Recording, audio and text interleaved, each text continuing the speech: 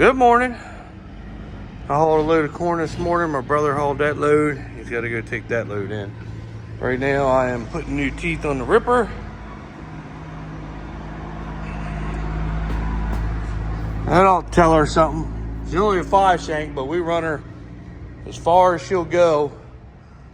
With my girl here, we run her as deep as she'll go. We normally don't rip a lot, but we haven't done it in a while, and we can tell the inroads and some bottoms are getting a little tight, so we're gonna rip them up.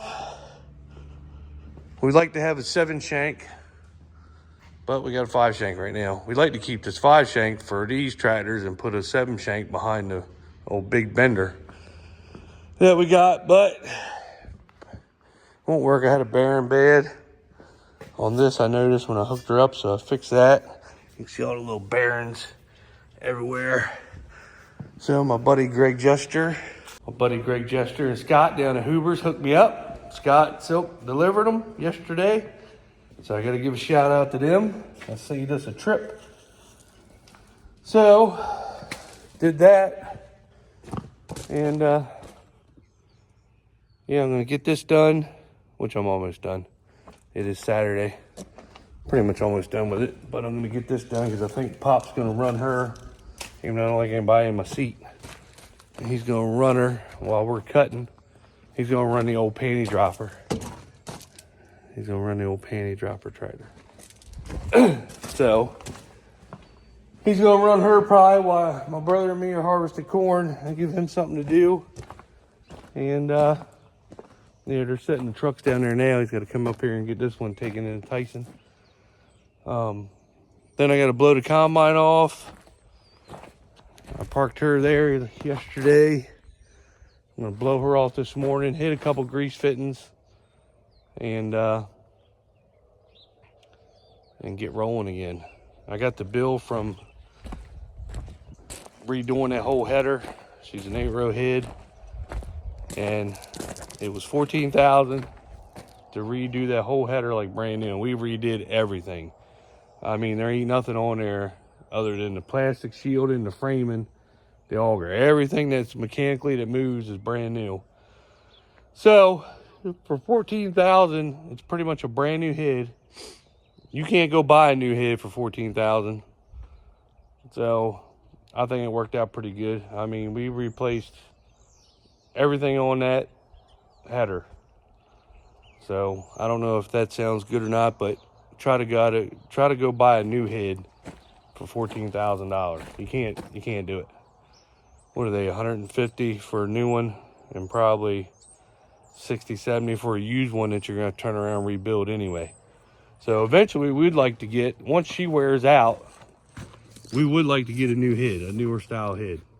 I like to get a CR8, but this head right here is going to last us, with a rebuild, she'll probably last us 3 years, maybe a little bit longer. So, but they're just so expensive. I mean, John Deere is almost pricing themselves out from combines. You know, that combine we looked at that they brought down, it was a 780. It was a 2018. So what's that, 6 years old? They still wanted $360,000 for it. I mean, for a 6-year-old combine, they wanted, you know, that's how much they wanted for it. That thing right there, brand new, wasn't even that. So a new combine's what, $750,000, $800,000. So no, we're not giving them almost $400,000 for a used combine. I mean, it's just stupid. Tractors, used tractors now, $400,000. When new ones never costed $400,000. Now new ones $650,000, $700,000. It's just really stupid. So, all right, I'm gonna get back to work.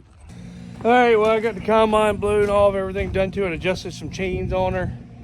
So I'm gonna come out here and video Pop. I hate somebody driving my tractor, but you know, he's the man, so they can get him doing something that he wants to do. He wanted to rip, so let him start ripping so my brother and I can get some more corn out. Got the Turbo Max hooked back up to my brother's tractor after we got done spreading manure. So here, I'll video Pop for a minute. He's in luxury now. I had to reteach him the GPS again, but he doesn't use it a lot. I really like this Turbo Max. It does an excellent job. Excellent job. She's heavy, but the tractor pulls are 30 foot. I think we could probably get a 40 foot for the big tractor, but 30 foot's enough. There he goes. Put all new teeth on her. I wonder when he gets in that hard ground if she'll be able to tell it. Most time a 5 shank don't tell that tractor nothing because she's got so much horsepower, but we run her as deep as she'll possibly go.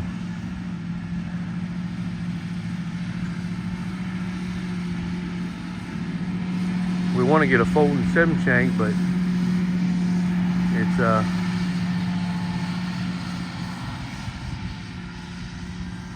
the price of this stuff is just ridiculous. He's got my foils on for some reason. I don't know why, but he does. He probably just hit, there he goes, he turned them off.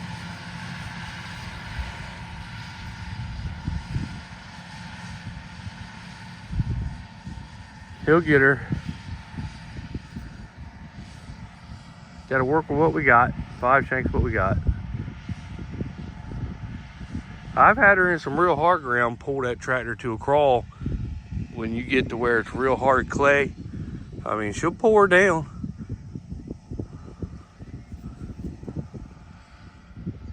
But it's just so time consuming, but it does help. He wants to get all these, he wants to get this bottom area done. It's real hard clay down there, but it yields really well. So this is the vetch field I'm working on now, and it is yielding really good, except for, can you see, this right here is really good ground right here. But as you can see, it goes up on a big hill, and then the whole part of that field is nothing but a sand hill. I mean, it's still yielding, but you know, when you get up on this sand hill right here, let me zoom in for you. That sand hill, that is horrible. I mean, horrible. And then it goes back into good ground, but it's all sandy on that side. So right now, well, that field right there is tied in with them little fields that I did the other day. I showed you that the deer had really messed up. So it's all yield, all of its yield is together. I don't know why that John Deere, when they come down to map the fields, they made that all field 3, but they put all the little fields in it too. I wish it was all different fields. Now, if I had planted just this field in corn and the other field in beans, when I got done this field, it would show me the yield. But where I'm doing it all together, it's all corn and it's all mapped together. I can't separate the fields from this field. So right now, I think it's doing, when I got done them fields over there with the deer damage, they had averaged 199. So I've been working on the sandy hill and opening this up, and now it's up to 215, but I'm running 300-400 bushels in this bottom right here is where the good yield is. And then there's good yield back there, but then I lag it on the sand hills and stuff. Is really killing it. So it's working its way back up because it's tied in with them little fields that had deer damage. They still did 199, so I mean, it's still not bad, but you know, still. But right now, like I said, I'm showing, other than the sand hills running around 100, some of them might be under. Once you get off sand hills, it goes back up 300-400 bushels again. You'll see it's running steady at 280 to 350. Every once in a while I'll hit a bigger number, but just steady up and down the field. That's what it's running. That's at 108 days seed consultant. But being it's a sandy field, maybe we wouldn't have got the yield that we're getting off of it if we hadn't put the vetch in, you know. So maybe the vetch has helped it to stay high like that. And like I said, the sandhills do have some stuff on them. Normally they wouldn't, so maybe the vetch helped us get some yield out of sandhills too. My farm doesn't really have sand. It's got clay in the front and good topsoil in the back.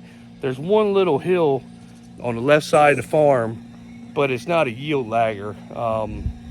It still does really good yield wise because it's not like a big sand hill. It's more like a topsoil hill or sandy topsoil hill, I want to say.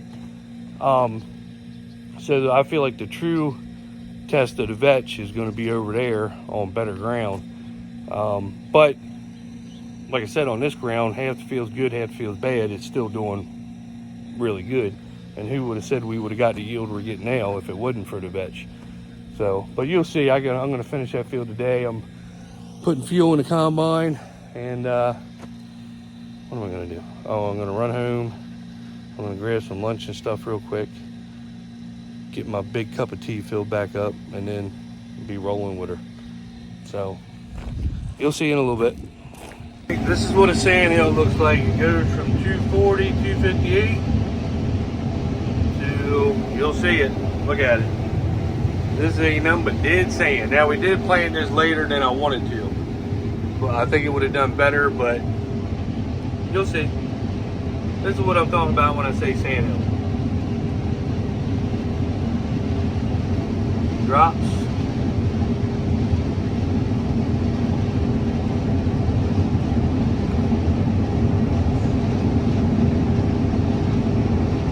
$25, $21, $16, right here at the end. Nothing.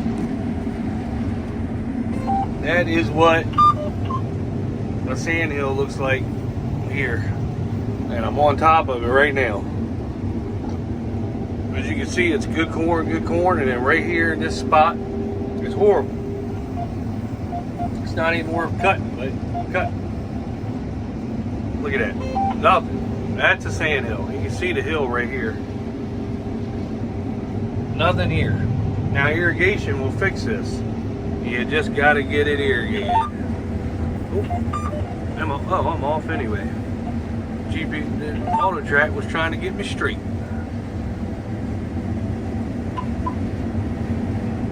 You can see it right here. See how the grass grows. Now the grass will grow on sand.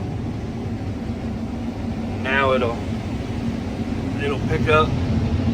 See, it was reading 0 because there just wasn't nothing there. That's what kills the average on this field.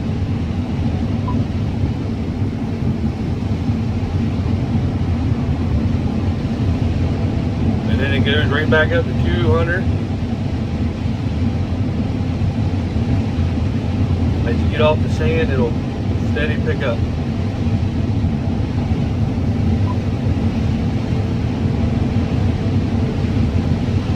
That's really hurting the average of this field, because the field's actually, I mean, that's 300 bushel corn over there.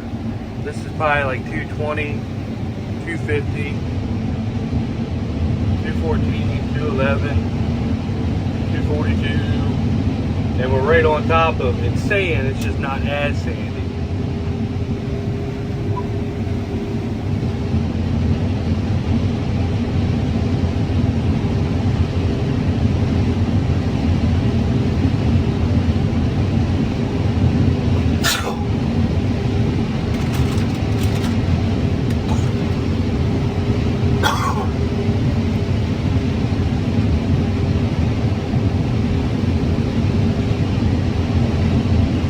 That side of the field is really good. This side of the field right here is crappy.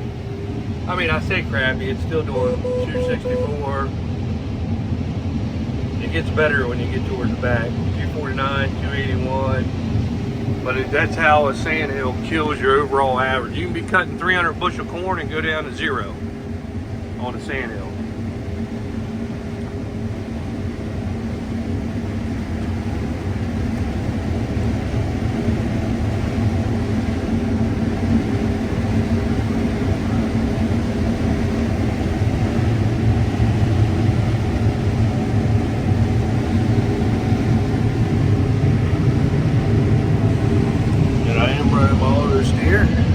Cut. She's holding her. He's holding her.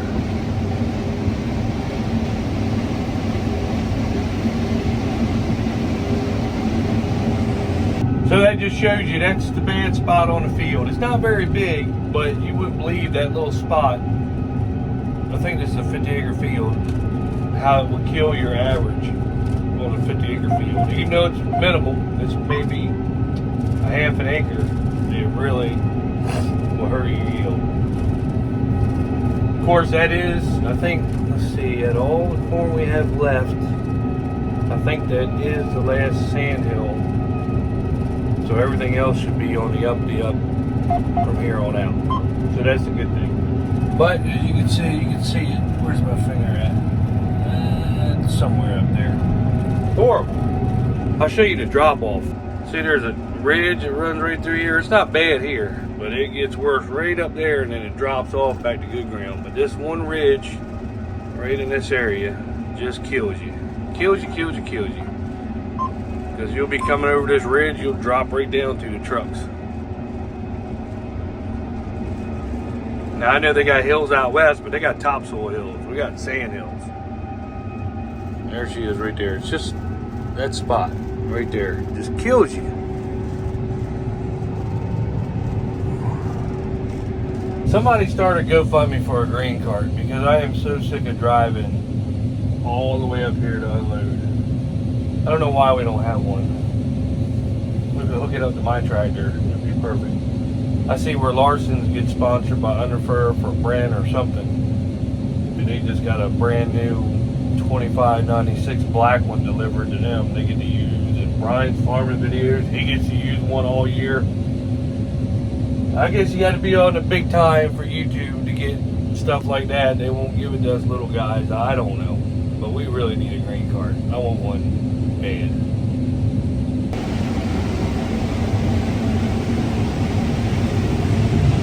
This is the good side of the field and the vetch.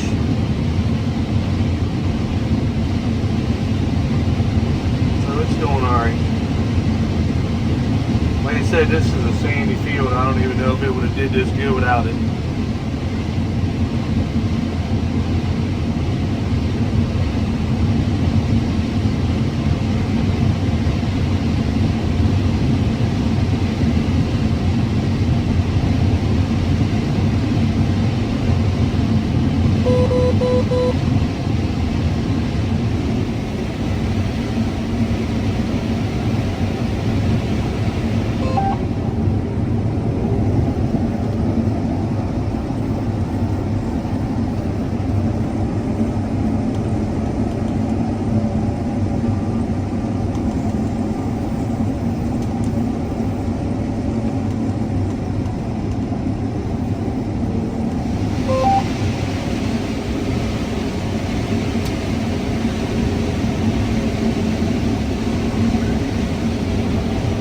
Pretty corn now. Let's see, she'll build herself up.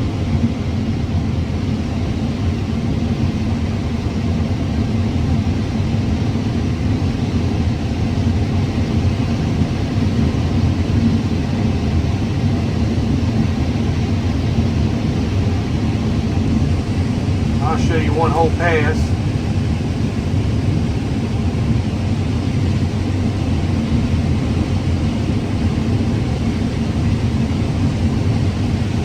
Show you one whole pass.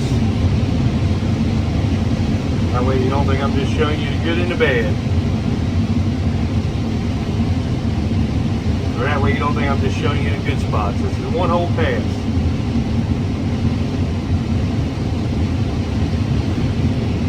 This is vetch up at the home farm. Vetch ground.